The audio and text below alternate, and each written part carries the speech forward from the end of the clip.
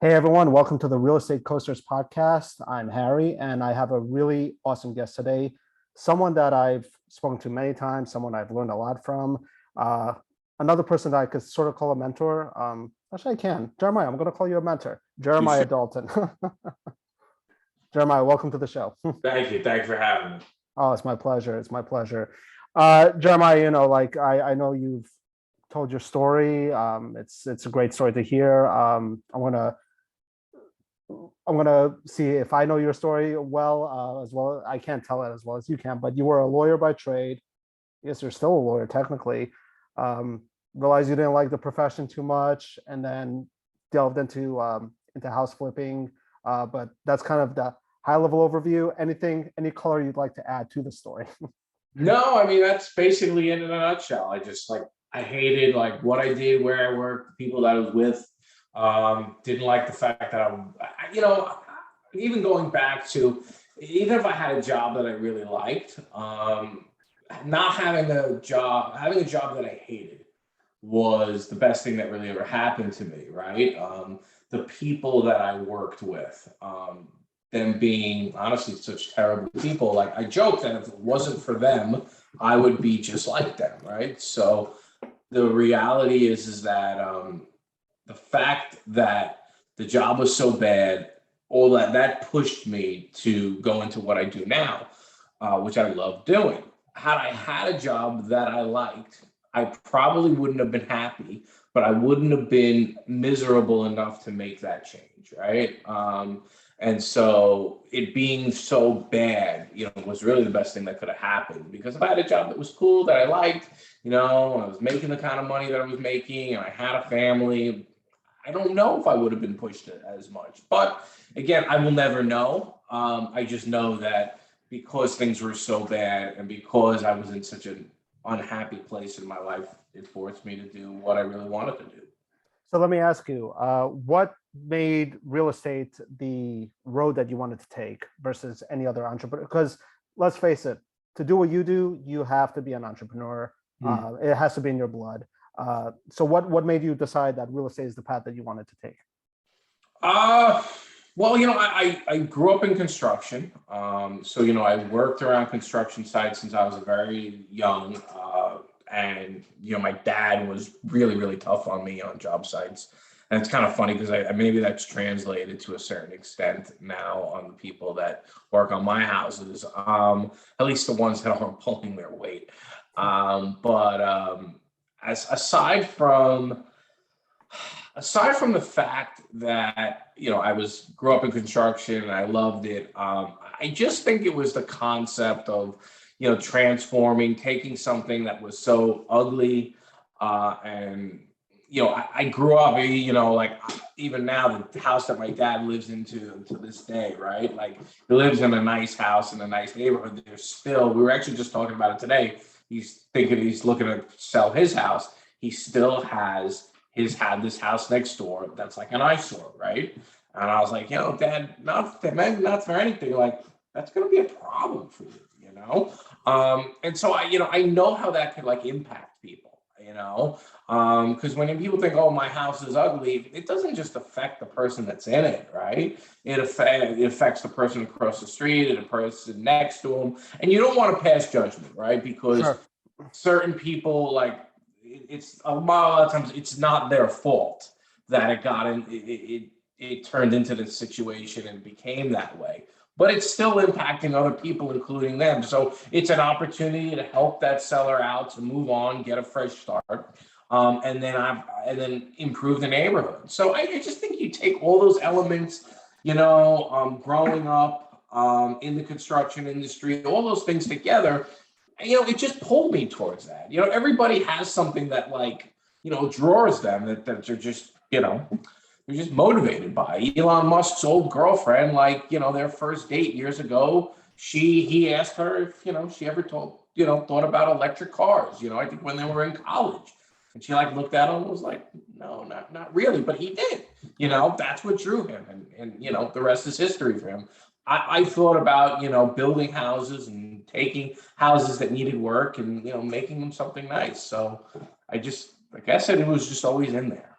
So if I may ask, you grew up with construction in your family, but that's not the path that you decide to take professionally. Not right away. Were you? Can I ask why? Were you not drawn to it? Did you think, oh, maybe you could have a better future being a lawyer? I'm just curious about that. Well, it was funny because I actually did. So I'll tell you, they did intersect paths. When I graduated law school, it was 2010. The market, the job market was still kind of in the crapper. With the 2008 recession, it was really late 2008, early 2009. It was a couple of years. We were right in the middle of that recession. Nothing, unfortunately, was out there that money-wise was going to really pay the bills. So I went to law school because there was pressure from my parents because get an education, this is a route that you should go down the traditional way. Your dad didn't want you getting into construction. No, he did not. But then like the job market imploded. And so I actually did go to work for him while still trying to find a job as a lawyer. And then the money that I was actually making was so good that the union that I was subsequently a part of, he was in it and I was in it, they kind of crossed paths. So the union that we were a part of approached him about doing this major construction for a facility that they wanted to build. So the next couple of years, I was a part of that, right? And I was basically kind of running the construction end and the legal end, managing all the contracts with the vendors and subcontractors. And when the project was done, the union brought me on as a full-time employee. So that's kind of how I segued into that. The problem was that I was doing some legal work, right, but really not that much. And then I kind of felt like, all right, well, my skills are going to waste. I went to law school. I'm not really using that degree. I'm not really a part. I wanted to impact that organization positively. And about 6 to 8 months into it, I realized I'm never getting anywhere with this place. Not everybody, but most of the people there were, quite frankly, rotten people. And so you add all that into it. I would say, yes, I was a lawyer. I was working as a lawyer for the union, but in reality, though, I wasn't utilizing all the skills that I had learned, right? And so that was a big part of why I was like, well, I have a lot to give. I have a lot to offer. Why am I wasting these talents here? And then that's what started the wheels to, hey, why don't I try taking these abilities, legal, construction, I have this passion for real estate. Why not put it all into this, right? And so while I worked there, I built my business on the side. And so it was pretty much a full-fledged business. It's laughable now, and I think what that business was when I left to now. But it was a fix and flip business and a young one, but strong enough that I felt comfortable leaving. And so I left at the end of 2018 and never looked back after that. Awesome. So one of the things that I really admire you for is, I'll just put it this way to anyone watching or will watch, flipping a house is hard. Flipping a house in New York is very hard. Building a system/business flipping houses in New York is damn near impossible, but you've done it and you're doing it very well. How the hell did you do it? Well, I appreciate that. We're working on it. Let's just say that it's a work in progress. Do we have systems? Yes. Do I have to spend a ton of my time on it? Not necessarily, but it's not nearly where it needs to be. But yeah, it is really complicated. Things change by the minute practically. I would say, listen, I built it one mistake at a time. I've inserted myself into every part of the business, and then kind of as I learned that aspect, I tried to outsource that as much as I can. It was a lot of trial and error. I'll be the first to tell you that I've been fortunate. I've had the wind at my back. The flipping houses for the last 7+ years, right? The market has gone up the whole time, right? I've had the wind at my back. So I've been fortunate. I won't dispute that. Now, I've been able to still acquire discounted real estate in the most competitive real estate market of all time, and for that, I'm very much proud of. And that allowed me, of course, to, develop the capital and the funds to reinvest in that business, reinvest in people. I think I've been fortunate. I've had some bad people. I've had some people that started off really good and then became bad. I had some people that were just mediocre and never got better. And, ultimately we had to part ways. But I would say that, the people that work with me, I think feel a sense that I care, that I want to see them succeed. And, I'm invested in their future too.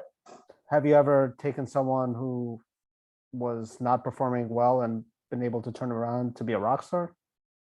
No, actually, I haven't. And listen, like we say, we're growing, we're working. That's I would say, I think as a leader, if you're really good, I'll make you better. If you want to learn, if you know nothing, I'll teach you everything. I'll make you better. But I can't listen. I will say that there are people that knew nothing, and I helped them along. But you gotta want it. I can't make you. I told this to people who used to work for me that I had to let go.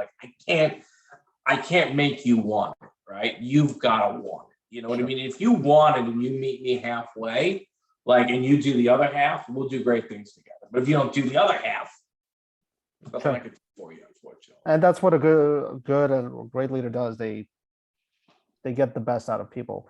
And it's great to see you do that. So what I'm curious about is when you were building this out, you're building the business. I'm putting myself in the shoes of someone who will watch this and say, yeah, I want to build this. I have the funds. I have the network. They invest a lot of capital. They find the deals. Let's say they kill the first deal, the second deal, the third deal. Maybe the fourth deal sinks them really hard. So what I'm trying to ask is, when you were building this out, did you have those deals that were just oh my God, why did I do this? And could have potentially sink your aspirations in continuing this on going forward? Because I will. I know that I actually, right after I flipped my first few houses, I hooked up with this organization that helped investors flip out of state.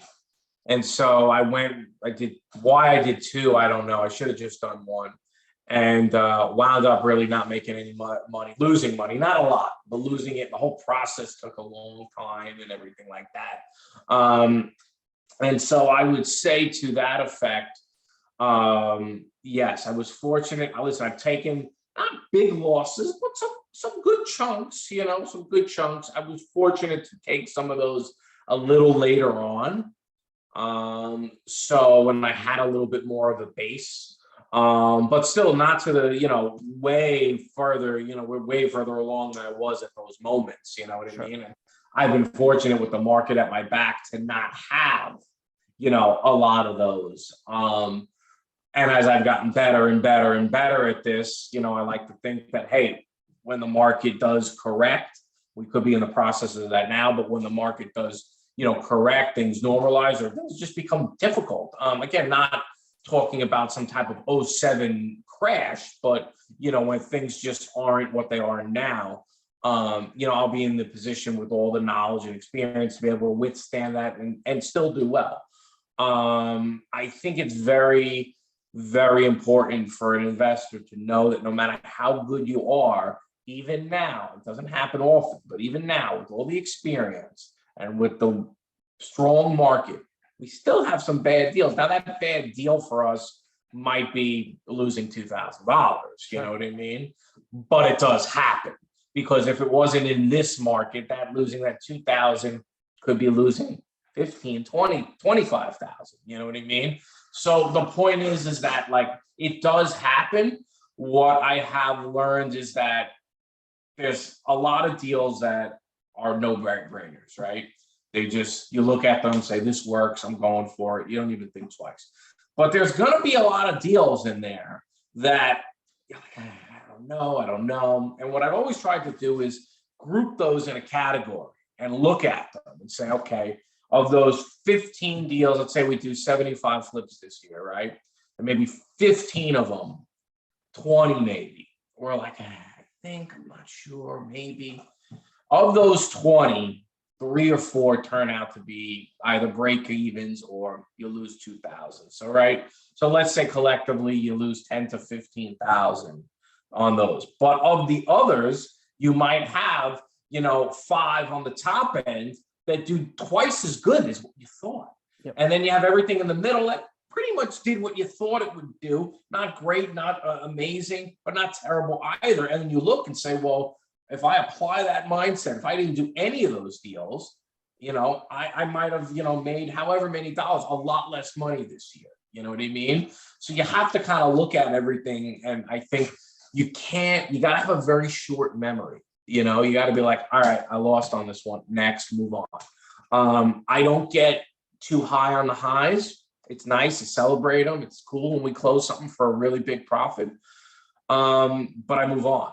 You know what I mean? I don't get too worked up about deals that I might have lost a few grand on. I move on. You know what I mean? So you'll have to have a short memory.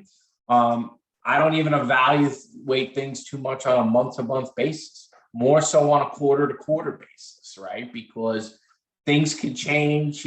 Houses, not as many houses sell in a given period of time. You can look at what you do in that month and say, like, I didn't do great this month. But then the next month you could have a dynamite month that you put the two together, they average out, and you're like, holy crap, this was good these last 2 months. You have to look at everything on a bigger picture scale. I mean, I know that's obviously a long answer to what you talked about, but you have to look at things on a big picture scale. House flipping, yeah, there's people out there that do it here and there as a little side business to make some extra money, and that's great. But if you're going to look at this as a business, you cannot get too caught up on, one bad deal, and you can't be going out trying to buy a fancy car, you know what I mean, when you make that one really great deal. This is to some extent a volume-based business, and you really need to evaluate things on a much broader scale. Thank you. That was a great answer. Any common denominators that you see when a deal goes sour? Because the deal looks attractive when you're looking at it, or potentially attractive, I don't know, but are there common denominators for why a deal goes south? Usually it's all 3 together, right? Like the best deals, like you stayed on budget, you got more than what you wanted for it, and it sold real quick, right? Like you put those to get 3 things together, you probably got a home run on your hands. It's when you get your budget, you blow the budget, you get less than what you thought, and it takes you a while to sell. You know what I mean? It's like those 3 things together will typically derail you from your profits. And you know what? You might get less than, you might stay on budget and get less than what you thought, but you're out of the deal quicker, and then you could, save face, make a couple of bucks. If you can keep it in this market, even when we blow past the budget, not by a lot, we're fortunate to obviously have a strong market that helps us. I've told the team, I've told everybody, listen, we can't keep relying on that. We have to make sure that, we stick within our numbers, we stick within our rehab, and we do. I mean, for the most part, when I, talk about going past our rehab, it's not usually, we're pretty close to what we think it'll go for, but not always. But I mean, at the end of the day, if you can do the project quickly and you can get what you thought you were going to get for it, you'll usually be okay. So people are and depending on your financing, people underestimate time. That's one of the biggest drawbacks. They don't realize how much their holding costs add up. Right. And what I would suggest to every flipper is to take your daily interest cost, right? Take whatever your monthly utilities are, your monthly insurance costs, plus your whatever it is that you're borrowing money. If you're not borrowing money, then it's less of an issue. But take all those things together and see what it costs you by the day. You know what I mean? And it allows you to make better decisions. There's times where, as much as I know we could try to hold out for more money, I know in the end it's probably not going to equate to that much more profit. Yeah, You know so what I mean? not worth the stress, essentially. It's not worth the stress. It's not worth waiting it out. You know what I mean? And listen, cash flow is a big part of this deal. Sooner you can get out and take your profit and, keep that cash flow moving, the speed of which that money comes back to you is important to keeping the flipping business intact. The velocity of money. Yeah, the velocity of money. So, if you've got a deal on your plate and, again, if you're, hit with 50 offers, great, but you're on the market for 3 or 4 weeks and, you've got 10,000 less than what you thought you were going to get, you might get that $10,000 more, but it might take you another month and a half to get it. And then add up what the cost is to actually hold the property. And then the fact that you've now lost out on getting that money back quicker, it's really not worth it. So time is a big part of it, which is why, and you got to be reasonable. I mean, if somebody lowballs you, it is what it is. But, the market is always right. You know what I mean? And so at some point or another, you have to accept that, hey, this is probably all you're, probably the best you're going to get. You might get a little bit better. Now, I will say in this market, sometimes things get wacky and you can have a really slow week and the next week have 4 offers. I don't know why that happens, but that's happened. But at some point or another, you want to try to minimize your time within that deal. You know what I mean? We try to be in and out within 5 months. 6 weeks for the rehab, another week, to prep it for the market between cleaning and punch list items and everything like that. Listing it, getting under contract, within 3 weeks, you know what I mean? So now we're at 10 weeks, but it could take another 10 weeks to actually close the deal. I mean, deals are taking New York takes a long time, but, add all that together and you got 5 months. And that's the timeline that we try to stay. No, that sounds like you have a solid time frame of, when you want to get in, when you want to get out, when you want to sell for, and that, those are. Yeah, and I don't have an ego either, right? Like, I understand sometimes when I've made a bad investment and, it's like cut, move on. You know what I mean? For a number of things. One, cost wise, but 2, for my own mental clarity. You know what I mean? I don't want to have my focus being on that bad deal that still won't sell. You know what I mean? Like, at the end of the day, we'll move on. My focus is much more valuable than any extra couple dollars that I could squeeze out. Sure. Makes sense. So I'm sure the secret that everyone wants the answer to, because it's, it's apparently the hardest part of the flipping business, contractors. How do you find good contractors? Well, I've had some bad ones. I've been a good judge of character. All the ones I've had have been references. So I think there was that element. I think it's important to let them know that you want them to make money too. I think a lot of contractors, unfortunately have their guards up because they're so used to getting screwed over. Whether it's the contractors. Interesting. You're the first person I've heard that from. You'd be surprised. It happens more than you think. There's a lot of good contractors out there that have their guards up because they worked with other investors. They get beat out. They get nickel and dime. So I don't nickel and dime the guys. You know what I mean? If something pops up and wasn't in the scope of work, charge me for it. Now, again, I'd appreciate it if you kind of charge me time and material and you know what I mean? Like, you didn't try to bang me over the head with extras. Like, hey, there's our opportunity. You know what I mean? Like, it's a 2-way street. But hey, like, I don't expect you to eat that, that rock behind the wall that we found. It's got to get fixed. It's not on you, it's on me. But hey, whatever it is, if it's going to take a guy a day plus the materials, you charge me for that. So he's still making what he planned to make. It's costing me more, but it's not costing him more because it's not his problem, it's mine. You know what I mean? That's like the best way to go about it. And I think people can respect that. So I think making sure that you see that they get compensated well, you're not nickel-and-diming them, because that's a big part of it. A lot of guys will try to beat out a contractor for, an extra $2,000. In the scheme of things, for what we're doing and what we're spending on a rehab, an extra $2,000 isn't going to make a difference. And if it does make a difference in your flip, then you shouldn't be in that flip. You know what I mean? So again, going back to the marketing aspect, finding properties that really have, the right spreads, that we can do the right amount of work for the right price. Again, not looking to do anything. I mean, granted, there are certain houses we do much more elaborate details, but we look for clean, we look for well-built, solid, a solid home, nice finishes, nothing over the top, nothing overly extravagant, but certainly something that, an average family, average middle-class family would, be happy to move into.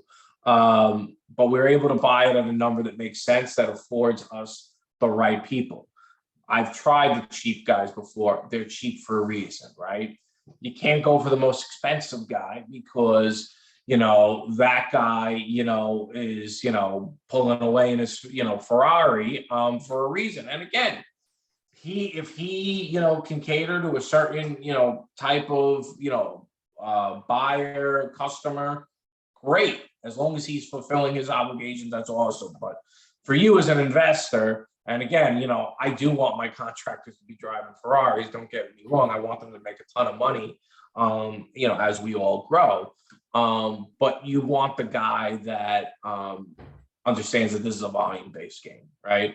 He's not going to make a huge amount, but we're going to give him perpetual work. So I think that has a big part of it. The fact that we're giving people so much volume, they know that they're making that money. They're just not making it in the same fashion. They may not make as much per job, but because we're giving them so much. And I think a lot of them are just tired of just dealing with, homeowner BS. And I think they like the fact that, hey, it's hard to renovate a house for a homeowner. They got furniture in the way, they got stuff, you got the dog running around, the kids running this way. My own contractors don't want to do work at my house. They'd much rather do, work on the flips. But I think it's very important that I've treated them well. I haven't nickel and dimed them. I've given them perpetual volume. I pay them when they ask to be paid. There's no jerking around. Oh, let me give you the check next week, or wait, the money's always been there. So cash flow management's a big part of this, right? Keeping contractors loyal to you is because they get paid when they, deserve to get paid. So I think all those things together, but you got to buy right, man. You got to buy right. You try to buy that house that, and try to squeeze everything out and, save $100 with a cheaper guy.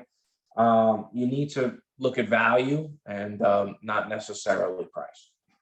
So sounds like there's really no scientific method to how you find good contractors.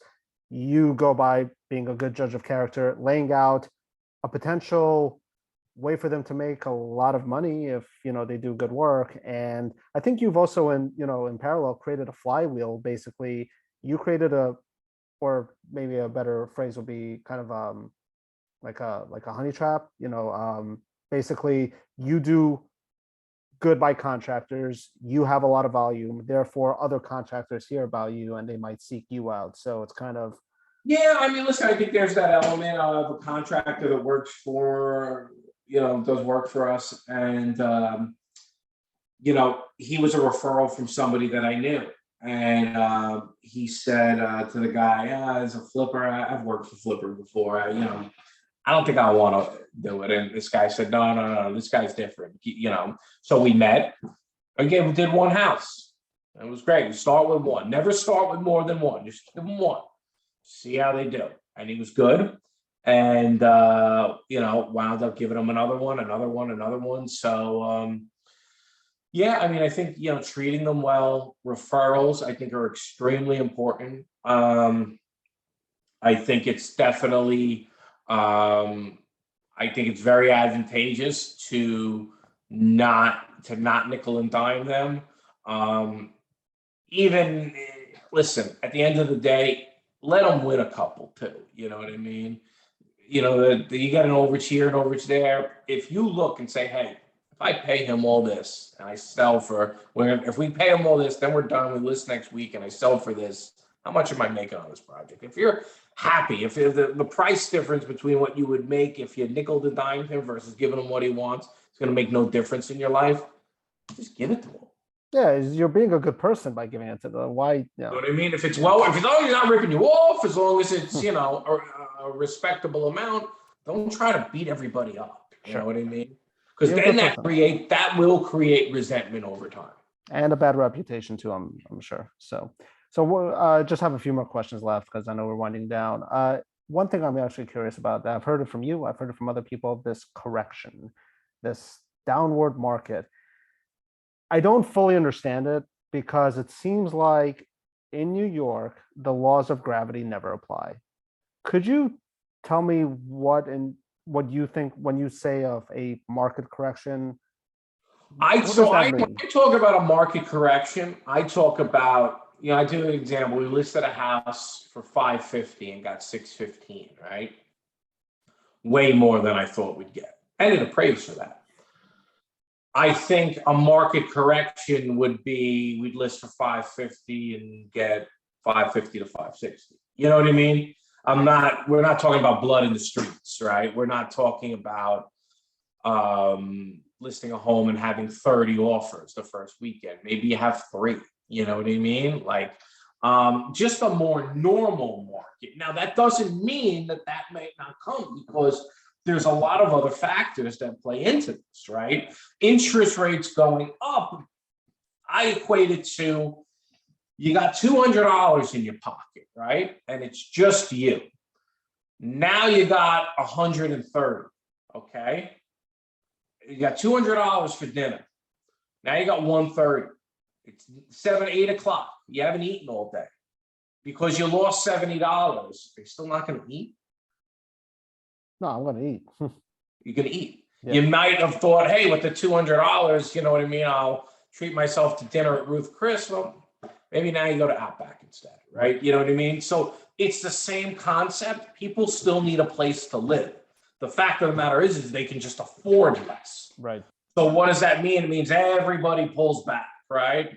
All right, well, here was reality. Here was our reality 3 months ago. It might affect us in the next month or two because everyone like gets deflated and kind of sits around for a few weeks and pouts.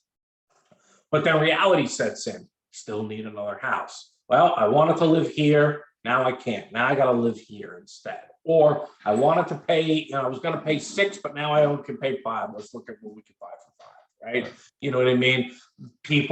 Everybody shifts. Now, if interest rates keep rising and rising and rising and rising, and they keep pushing it, that's an element that, you know, could have an effect.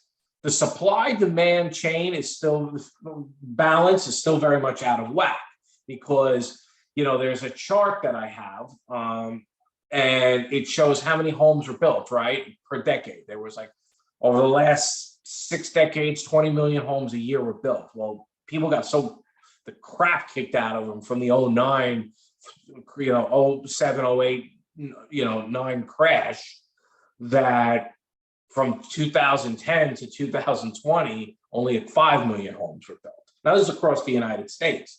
Population continued to grow, work from home, life exploded. People started Airbnb-ing their homes instead of selling them. Hedge funds came into the market, started buying things as rentals. I roll my eyes because it's just like, what else are they getting into? But yeah. Yeah, but all these things happened at the same time that we stopped building homes. Not stop, but we severely decreased the amount of homes. All this while population is growing. Millennials coming to the market to buy homes. So the supply and the balance is still very much out of whack. That coupled with the fact that, like, here in Long Island, New York, it's very hard to build. Yeah. Zoning requirements are insane. Building departments are a mess. You can't get anything through.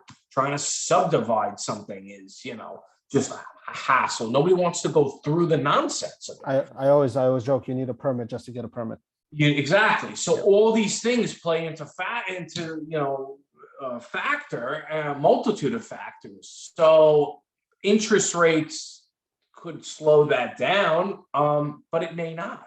all of what may happen is that everything just shifts, right? And maybe the top end where people have so much superfluous money, like that doesn't even get affected, but like everything just moves down, right? You look at it from like level 10 to level 1, everybody moved out. And really the only people that got affected were, say, the people who were at level 1 and it was all they could afford. And now they just got pushed out. They can't buy anything. But everybody else shifted down.